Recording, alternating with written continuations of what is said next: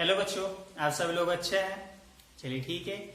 आज हम कक्षा 12 की रसायन विज्ञान में चैप्टर नंबर 3 इलेक्ट्रोकेमिस्ट्री स्टार्ट करने जा रहे हैं, जिसको स्टार्ट करने से पहले मैं कुछ न्यूमेरिकल्स सॉल्व करवाऊंगा।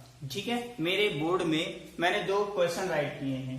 पहला क्वेश्चन है कि निम्नलिखित सेल के ईएमएफ की गणना कीजिए जो दिया हुआ है। ये हमारे पास एक सेल है, zinc by zinc ion double slash copper ion by copper, ठीक, जिसमें जिंक आयन की सांद्रता दे दी गई है 1 मोलर है और कॉपर की जो सांद्रता दी गई है वो भी 1 मोलर है। ठीक। और यहां पर दे दिया गया है कि जो हमारा जिंक का जो रॉड है, ठीक है, उसका जो विद्युत विभव है वो दिया हुआ है -0.76। ये अपचयन विभव है। ठीक है। और ऐसे ही हमारा जो कॉपर का रॉड है उसका अपचयन विभव दे दिया गया है +0.34।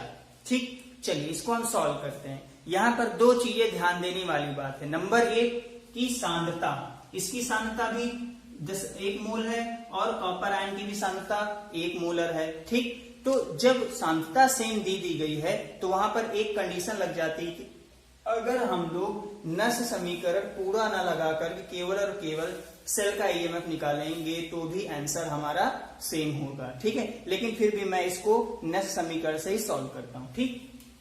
नस समीकरण क्या होता है बताएं भैया। सेल है, क्या है, सेल है। ठीक है।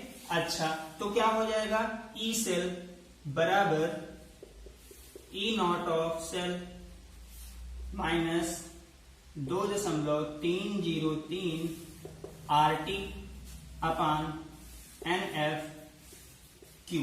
ठीक। अच्छा, एक बात ये बताइए, यहाँ पे टेम्परेचर तो दिया नहीं गया है, टेम्परेचर तो बताया नहीं गया है। जब किसी भी न्यूमेरिकल में टेम्परेचर ना बताया जाता तो उसको आप सीधे सीधे ये समझ लें कि वो मानक स्थिति पर है। ठीक है।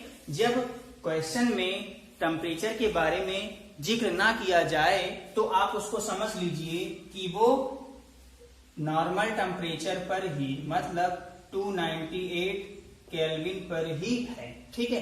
तो मैंने आपको बताया था कि 298 केल्विन पर ये जो हमारा इतना कैलकुलेशन है वो शॉर्ट हो जाता है। क्या बन जाता है, ई सेल बराबर ई नॉट सेल माइनस, ये पूरा का पूरा सॉल्व हो जाता है और क्या बन जाए 0.059 बटे n इंटू क्यू। हो जाता है या नहीं हो जाता है। ठीक। चलिए अब हम इस रिएक्शन को एक्सप्लेन करते हैं। क्या करते हैं, इस रिएक्शन को एक्सप्लेन या इसकी रिएक्शन कराते हैं। मैं अभी यहां पर राइट कर देता हूं क्योंकि इस क्वेश्चन को जब बाद में सॉल्व करूंगा तब। देखिए जिंक है से क्या बन रहा है, जिंक आयन बन रहा है और यहां पर क्या है, कॉपर आयन है, मतलब कि जिंक प्लस कॉपर आयन ये बन जाएगा कॉपर। ठीक है। अब देखिए यहां पर क्या है, अगर हम क्यू को मैंने आपको बताया था ये क्या होता है, अभिक्रिया भागफल होता है और ये अभिक्रिया भागफल किसके बराबर होता है, उत्पाद के सक्रिय द्रव्यमान बटे अभिकारक का सक्रिय द्रव्यमान। ठीक है ना।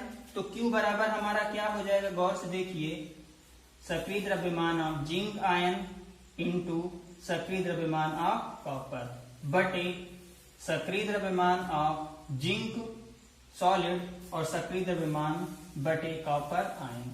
ठीक है। अब हमने आपको शायद ये बताया है या आपको ध्यान देना है कि जो धातु होता है उसका जो सक्रिय द्रव्यमान होता है वो 1 के बराबर होता है। ठीक है। उसकी जो मोलर सांद्रता होती है वो 1 के बराबर होती है।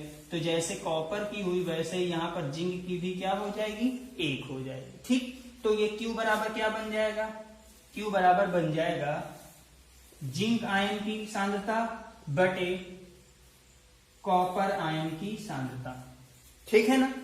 तो अगर हम Q की जगह पर ये वैल्यू राइट कर दें तो कोई दिक्कत नहीं ना। चलिए इस Q की जगह हमने राइट कर दिया जिंक आयन की सांद्रता बटे कॉपर आयन की सांद्रता। ये रिएक्शन में ही दिया हुआ है, कहीं से स्पेशल नहीं आया है। ठीक है। मैं आपको पहले बता चुका हूं कि उत्पाद बटे अभिकारक की सांद्रता कर देनी है। ठीक है। उत्पाद बटे अभिकारक की सांद्रता कर देनी है तो ये अपने आप निकल आएगी। ये याद करने की जरूरत नहीं है, बस ये क्या करना है, ध्यान देने की आवश्यकता है इस पे। ठीक है, अब देखिए जिंक आयन की सांद्रता कितनी दी हुई है, 1 मोलर। कॉपर आयन की सांद्रता कितनी दी हुई है, 1 मोलर। अच्छा यहाँ पे मैंने कुछ मिस कर दिया है ना, लॉग होता है, लॉग बेस 10 क्यू है ना।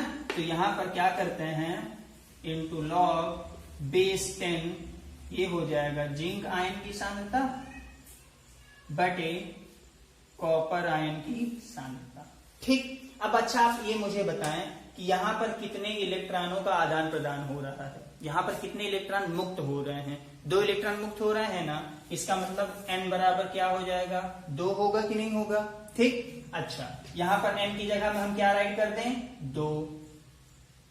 n की जगह में क्या राइट कर दें, 2। और जिंक आयन की सांद्रता भी 1 मोलर है, कॉपर आयन की सांद्रता भी 1 मोलर है। तो अगर मैं यहां पर राइट कर दूं इनको, मेरा बोर्ड जो काफी बड़ा नहीं है इस वजह से मैं इरेज करके राइट कर रहा हूं, 1 by 1। अगर हम इसको क्रॉस करेंगे तो कितना आ जाएगा, 1। ठीक, और आपको शायद पता होना चाहिए कि log 1 की वैल्यू कितनी होती है, 0।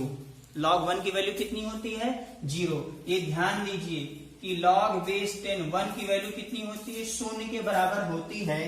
तो अगर हम देखें ई सेल बराबर ई नॉट सेल माइनस 0.059 बटे 2 गुणते 0 अगर करेंगे तो ये पूरी की पूरी वैल्यू क्या हो जाएगी, 0 हो जाएगी। हो जाएगी कि नहीं हो जाएगी, है ना। अब उसके बाद देखिए जो ई सेल होता है, ये होता है ई नॉट ऑफ सेल बराबर होता है ई सेल ऑफ कैथोड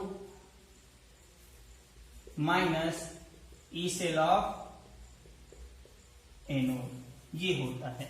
ठीक है, अब आप ये बताइए कैथोड में क्या होता है और एनोड में। एनोड में हमेशा क्या होता है, ऑक्सीकरण, और कैथोड में क्या होता है, अपचयन। तो आप यहां पर से देख करके बता सकते हैं कि किसका ऑक्सीकरण हुआ है और किसका अपचयन। जिंक का हुआ है, जिंक का हुआ है सीधे सीधे ऑक्सीकरण, तो वो कहां पर जाएगा, एनोड की ओर। और कॉपर का क्या हुआ है, अपचयन, तो वो किधर जाएगा, कैथोड की ओर। मेरी बात समझ में आ रही, मैं क्या कहना चाह रहा हूं। ठीक, तो एनोड और कैथोड हमें पता चल गया ना कि एनोड पर क्या हो रहा है, एनोड पर क्या हो रहा है, जिंक।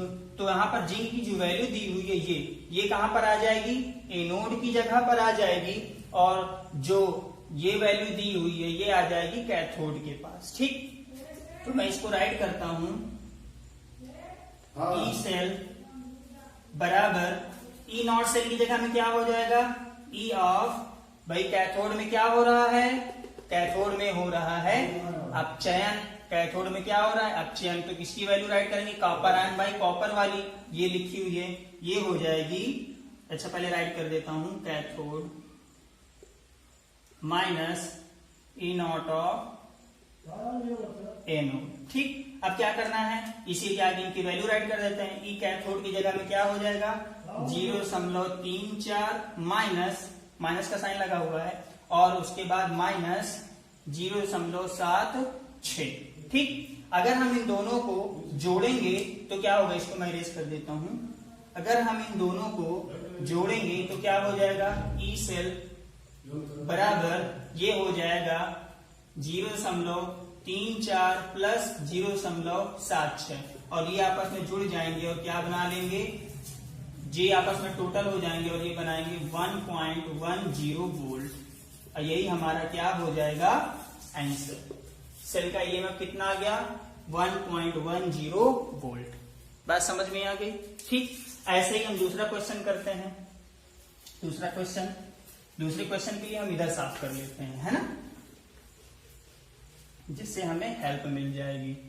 चलिए दूसरा क्वेश्चन पढ़ते हैं। दूसरा क्वेश्चन बता रहा है कि एक सेल है zinc by zinc ion double slash cobalt ion by cobalt, और इस सेल का क्या निकालना है, ईएमएफ निकालना है, और इन दोनों की भी सांद्रता क्या दी हुई है, 1 मोलर ही दी हुई है। ठीक है, तो अभी यहां पर भी सांद्रता 1 मोलर थी, और लास्ट में हमने देखा था कि 0.059 बटे n इंटू लॉग बेस 10, ये जो सांद्रता आई थी इन सभी की वैल्यू क्या बन गई थी, 0 बन गई थी ना। क्यों बन गई थी? क्योंकि वहां पर जो मोलर की सांद्रता थी वो समान थी। ठीक है, तो यहां पर भी मोलर की सांद्रता समान है कि नहीं? तो मैं ये आप लोगों को समझाना चाहता हूं कि जब आयनों की मात्रा समान हो, जब आयनों की सांद्रता समान हो, तो उस स्थिति में हमें यह कैलकुलेशन करने की आवश्यकता नहीं है। ठीक, हमें ये कैलकुलेशन करने की आवश्यकता नहीं है। तो हम डायरेक्ट क्या कर लें, अगर हम चाहें तो ई सेल बराबर E naught of cell minus 0.059 बटे n, और यहां पे क्या राइट कर दें, log बेस 10 Q, इसको राइट रहने दें, है ना। और ये पूरी की पूरी वैल्यू हमारी क्या हो जाएगी, 0 हो जाएगी, है ना।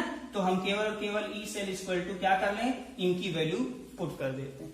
अगर एग्जाम में आपके पास टाइम नहीं होता है, क्योंकि ये जो न्यूमेरिकल्स होते हैं छोटे वाले हैं और ये मुश्किल से 2 नंबर में ही पूछे जाते हैं। ठीक है, तो आप इसको यहां पर जब आपको मालूम है कि सेम यहाँ पर जो डेंसिटी मतलब मोलर सांद्रता समान दी हुई है, मोलरिटी समान दी हुई है, तो इनकी वैल्यू 0 हो जानी है। तो हम डायरेक्ट क्या कर लें, ई नॉट ऑफ सेल को एक्सप्लेन कर लेते हैं। तो क्या हो जाएगा, E cell of cathode minus E cell of anode. ठीक, अब ये बताएं कि इसका रिएक्शन करा लेते हैं, तभी तो हमें पता चलेगा कि भैया एनोड में कौन है, कैथोड में कौन है ना। इसका रिएक्शन करते हैं, जिंक प्लस कोबाल्ट आयन बनाएगा जिंक आयन, और क्या बनेगा, कोबाल्ट सॉलिड। ठीक, अब देखिए जिंक का क्या हो रहा है, ऑक्सीकरण, और ऑक्सीकरण कहां पर होता है, एनोड पर। मतलब हम लोग एनोड की जगह में क्या राइट कर दें, जिंक की वैल्यू। जिंक की वैल्यू कितनी दी हुई है, ये है -0.76। ओके, और जब एक एनोड में गया तो दूसरा कहां पर जाएगा, कैथोड की ओर। कैथोड वाली की वैल्यू उठाकर रख देते हैं, कोबाल्ट वाली, ये हो जाएगी 0.28। ठीक है, अब देखिए ये माइनस माइनस अंदर क्या हो गया, मल्टीप्लाई कर लेंगे। ठीक है, और ये क्या हो जाएंगे 0.28 प्लस 0.76। जब हम इनको आपस में ऐड करेंगे तो कितना हो जाएगा, 8 6 14 की 4 1 7 2 9 10 1.04 वोल्ट आ जाएगा इसका EMF। ठीक है, बात समझ में आ गई है ना। तो ऐसे न्यूमेरिकल जिनमें सांद्रता क्या हो, समान सांद्रता दी होगी, वहां पर हमारा इन पूरे के पूरे वैल्यू की क्या हो जाएगी, 0 हो जाएगी। इन पूरे के पूरे का वैल्यू क्या हो जाएगा, 0 हो जाएगा। बात समझ में